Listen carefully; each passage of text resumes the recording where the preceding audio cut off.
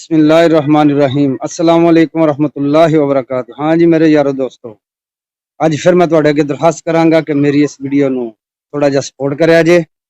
ਮੇਰੇ ਯਾਰੋ ਦੋਸਤੋ, ਮੈਂ ਅੱਜ ਇਹ ਹੋਣ ਵਾਲੇ ਆਪਣੇ ਹੀ ਪਿੰਡ ਦੇ ਦੋ ਦੋਸਤਾਂ ਨੂੰ 에ਅਰਪੋਰਟ ਤੇ ਚੜ੍ਹ ਕੇ ਆ। ਕੁਦਰਤੀ ਤੌਰ ਤੇ ਇਹਨਾਂ ਦੋਵਾਂ ਦੀ ਟਿਕਟ ਇਕੱਠੀ ਹੋ ਗਈ।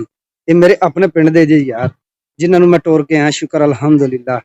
ਵੇਖੋ ਯਾਰ, ਰੱਬ ਦੀ ਜ਼ਾਤ ਜਦੋਂ ਅਸੀਂ ਇੱਕ ਦੂਸਰੇ ਨੂੰ ਹੱਥ ਫੜਾ ਕੇ ਚੱਲਦੇ ਜਾਵਾਂਗੇ ਨਾ, ਤੇ ਰੱਬ ਦੀ ਜ਼ਾਤ ਸਾਡੇ ਵਾਸਤੇ ਇਨਸ਼ਾਅੱਲਾ ਇਹਨਾਂ ਪ੍ਰਦੇਸ਼ਾਂ ਦੇ ਵਿੱਚ ਵੀ ਹਰ ਕਿਸਮ ਦੀਆਂ ਆਸਾਨੀਆਂ ਰੱਬ ਦੀ ਜ਼ਾਤ ਨੇ ਕਰਨੀਆਂ ਹੁੰਦੀਆਂ ਨੇ। ਬੰਦੇ ਦੀ ਸਿਰਫ ਕੋਸ਼ਿਸ਼ ਹੋਣੀ ਚਾਹੀਦੀ ਹੈ। ਵੇਖੋ ਯਾਰ, ਇਹਨਾਂ ਦੋਵਾਂ ਨੇ ਮੇਰੇ ਨਾਲ ਕੀ ਕੀਤਾ ਸੀ।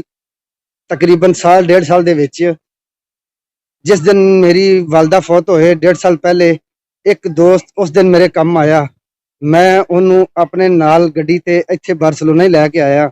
ਆਖਿਆ ਯਾਰ ਮੇਰੇ ਨਾਲ ਚੱਲ, ਮੈਂ ਕਿਧਰੇ ਕਿਸੇ ਸੋਚਾਂ ਦੇ ਵਿੱਚ ਪਏ ਆ ਤੇ ਕਿਧਰੇ ਮੈਂ ਕੋਈ ਆਪਣਾ ਕੋਈ ਨੁਕਸਾਨ ਨਾ ਕਰ ਬਵਾਂ, ਤੇ ਤੂੰ ਮੇਰੇ ਨਾਲ ਚੱਲ ਯਾਰ। ਉਹ ਦੋਸਤ ਮੇਰੇ ਨਾਲ ਆਇਆ ਸੀ ਜੀ। ਠੀਕ ਹੈ, ਅੱਜ ਅੱਲਾਹ ਪਾਕ ਦੀ ਜ਼ਾਤ ਨੇ ਮੈਨੂੰ ਮੌਕਾ ਦਿੱਤਾ ਤੇ ਮੈਂ ਉਹਦੇ ਨਾਲ ਗਿਆ 에ਅਰਪੋਰਟ ਤੱਕ। ਉਹਨੂੰ ਬੜੀ ਰਿਸਪੈਕਟ ਦੇ ਨਾਲ ਤੇ ਉਹਨੂੰ ਬੜੀਆਂ ਦੁਆਵਾਂ ਦੇ ਨਾਲ ਰੁਸਖਤ ਕੀਤਾ। ਆਖਿਆ ਯਾਰ ਜਾ, ਅੱਲਾ ਦੇ ਸਪੁਰਦ ਆਪਣੀ ਮਾਂ ਨੂੰ ਜਾ ਕੇ ਗਲੇ ਲਾ। ਇਹ ਜ਼ਿੰਦਗੀਆਂ ਦੇ ਵਿੱਚ ਇਹ ਮੌਕੇ ਸਾਨੂੰ ਖਾਸ ਕਰਕੇ ਪਰਦੇਸੀਆਂ ਨੂੰ ਘੱਟ ਹੀ ਮਿਲਨੇ ਨੇ ਯਾਰ।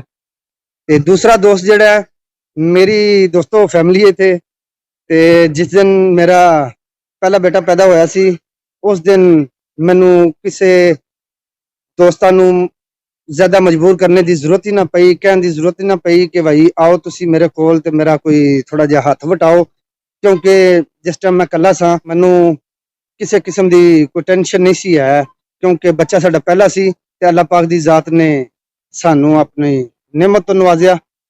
ਤੇ ਉਸ ਤੋਂ ਬਾਅਦ ਜਿਸ ਟਾਈਮ ਮੇਰਾ ਦੂਸਰਾ ਬੇਟਾ ਪੈਦਾ ਹੋਣਾ ਸੀ, ਤੇ ਉਸ ਦਿਨ ਜਨਾਬ ਅਲੀ ਮੇਰਾ ਦੂਸਰਾ ਦੋਸਤ ਮੈਨੂੰ ਰਲਿਆ। ਉਸ ਰਾਤ ਨੂੰ ਸਾਰੀ ਰਾਤ ਉਹ ਮੇਰੇ ਵੱਡੇ ਬੇਟੇ ਨੂੰ ਨਾਲ ਲੈ ਕੇ ਤੇ ਬਾਹਰ ਮੇਰੀ ਗੱਡੀ 'ਚ ਬੈਠਾ ਰਿਹਾ। ਕਿਉਂਕਿ ਮੇਰੇ ਦੋਸਤੋ, ਇਹਨਾਂ ਪ੍ਰਦੇਸ਼ਾਂ ਦੇ ਵਿੱਚ ਸਾਨੂੰ ਵਾਕਈ ਇੱਕ ਦੂਸਰੇ ਦੀ ਜ਼ਰੂਰਤ ਪੈਂਦੀ ਹੀ ਰਹਿਣੀ ਹੈ ਯਾਰ। ਉਹ ਯਾਰ ਜਿਉਂਦਿਆਂ ਵੀ ਪੈਣੀ ਜੇ, ਜ਼ਰੂਰੀ ਨਹੀਂ ਕਿ ਕਾਖਿਆਂ ਨੂੰ ਹੱਥ ਪਾਉਣ ਵਾਸਤੇ ਹੀ ਪੈਣੀ ਹੈ।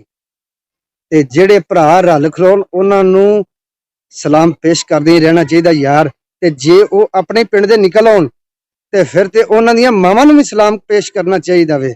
ਮਾਵਾਂ ਤੇ ਸਾਰੀਆਂ ਸਾਂਝੀਆਂ ਹੀ ਹੁੰਦੀਆਂ ਨੇ, ਲੇਕਿਨ ਜਿਹੜੀਆਂ ਨੂੰ ਵੇਖਿਆ ਨਾ ਹੋਵੇ, ਜਿਨ੍ਹਾਂ ਨੂੰ ਜਾਣਦੇ ਨਾ ਹੋਵੋ, ਉਹਨਾਂ ਦੀ ਤਾਂ ਗੱਲ ਕੁਝ ਹੋਰ ਏ। ਤੇ ਜਿਨ੍ਹਾਂ ਮਾਵਾਂ ਨੇ ਤੁਹਾਨੂੰ ਵੇਖਿਆ ਹੋਵੇ ਤੇ ਤੁਸੀਂ ਉਹਨਾਂ ਨੂੰ ਵੇਖਿਆ ਹੋਵੇ, ਉਹਨਾਂ ਨੂੰ ਤੇ ਸਲਾਮ ਪੇਸ਼ ਕਰ ਹੀ ਲੈਣਾ ਚਾਹੀਦਾ। ਇਸ ਤਰ੍ਹਾਂ ਕੈਮਰੇ 'ਚ ਵੀ ਆ ਗਏ ਯਾਰ। ਤੇ ਬੜੀ ਮਿਹਰਬਾਨੀ ਮੇਰੇ ਦੋਸਤੋ, YouTube ਚੈਨਲ ਵੀ ਉਹਨੂੰ ਵੀ ਸਪੋਰਟ ਕਰਿਆ ਜੇ। ਤੇ ਬਸ ਇਸੇ ਤਰ੍ਹਾਂ ਹੀ ਯਾਰ, ਇਸ ਮਾਸ਼ਰੇ ਦੀਆਂ ਜਿਸ ਮਾਸ਼ਰੇ 'ਚ ਅਸੀਂ ਗਿਰੇ ਆ, ਇਸ ਮਾਸ਼ਰੇ 'ਚ ਜਿਸ 'ਚ ਅਸੀਂ ਗਿਰੇ ਆ, ਇਸ ਦੀਆਂ ਗਿਰੀਆਂ ਹੋਈਆਂ ਹਰਕਤਾਂ ਨੂੰ ਹਾਈਲਾਈਟ ਕਰਨ ਦੀ ਕੋਸ਼ਿਸ਼ ਕਰਦਾ ਰਹਿਣਾ ਵਾਂ ਕਿ ਯਾਰ ਸਾਨੂੰ ਇਹਨਾਂ ਪ੍ਰਦੇਸ਼ਾਂ ਦੇ ਵਿੱਚ ਇਸੇ ਤਰ੍ਹਾਂ ਇੱਕ ਦੂਸਰੇ ਦੇ ਨਾਲ ਹੱਥ ਫੜ ਕੇ ਤੇ ਫੜਾ ਕੇ ਤੇ ਚੱਲਦਿਆਂ ਰਹਿਣਾ ਚਾਹੀਦਾ, ਤਾਂ ਕਿ ਸਾਡੀਆਂ ਜ਼ਿੰਦਗੀਆਂ ਇਨਸ਼ਾਅੱਲਾ ਆਸਾਨ ਹੋਣ। ਤੇ ਦੁਆ ਕਰਦੇ ਆ ਜੇ ਅੱਲਾਹ ਪਾਕ ਦੀ ਜ਼ਾਤ ਸਾਰਿਆਂ ਵਾਸਤੇ ਬਿਹਤਰ ਕਰੇ। ਆਮੀਨ ਯਾ ਰੱਬਲ ਆਲਮੀਨ।